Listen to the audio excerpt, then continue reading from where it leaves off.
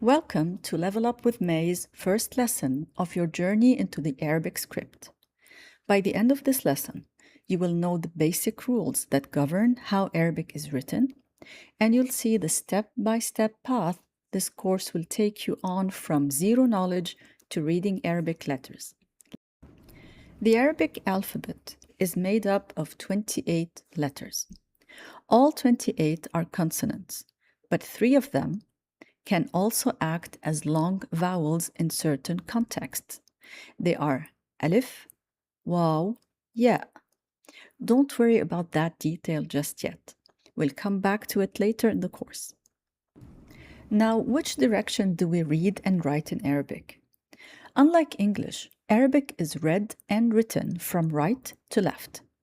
A simple trick I always recommend to my students: draw a small arrow at the top of your page pointing from right to left.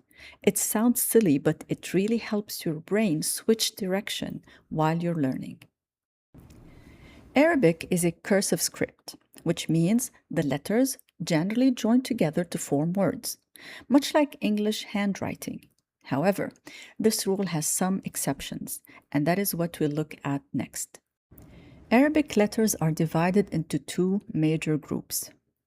Firstly, we have the 6 finishing letters, and secondly, we have the 22 commencing letters.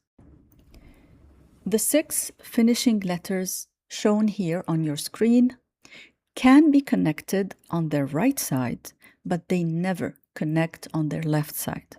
So whenever one of them appears in the middle of a word, the next letter has to start fresh. Here are some examples of the 6 finishing letters. They are all in red. As for the 22 commencing letters, they are all the remaining letters of the alphabet, and they can connect on both sides. And here are some examples of commencing letters that join from both sides. Most Arabic letters change shape depending on where they sit in the word. Each letter has a different form when it appears at the beginning, in the middle, or at the end of a word. There's an example here. Look at the word dajaj. Dajaj means in English chicken. Now the letters in red are the same letter, but one of them is at the beginning of a word because it comes after a finishing letter, and the last one is the basic shape. So as you can see, the shape changes based on the position of that letter in the word. However, 8 letters maintain the same shape regardless of their position in a word, and here they are in the orange box. All the 12 lessons in my course will be in English.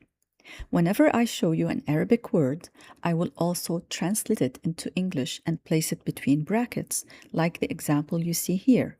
Marhaba. For each Arabic letter, I will explain its basic form and its different shapes.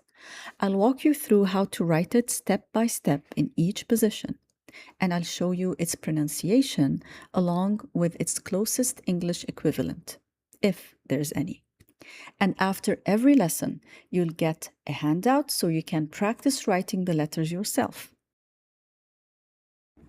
With 20 years of experience in international school classrooms, I'm now bringing this expertise online. I look forward to helping you learn through these practical guides.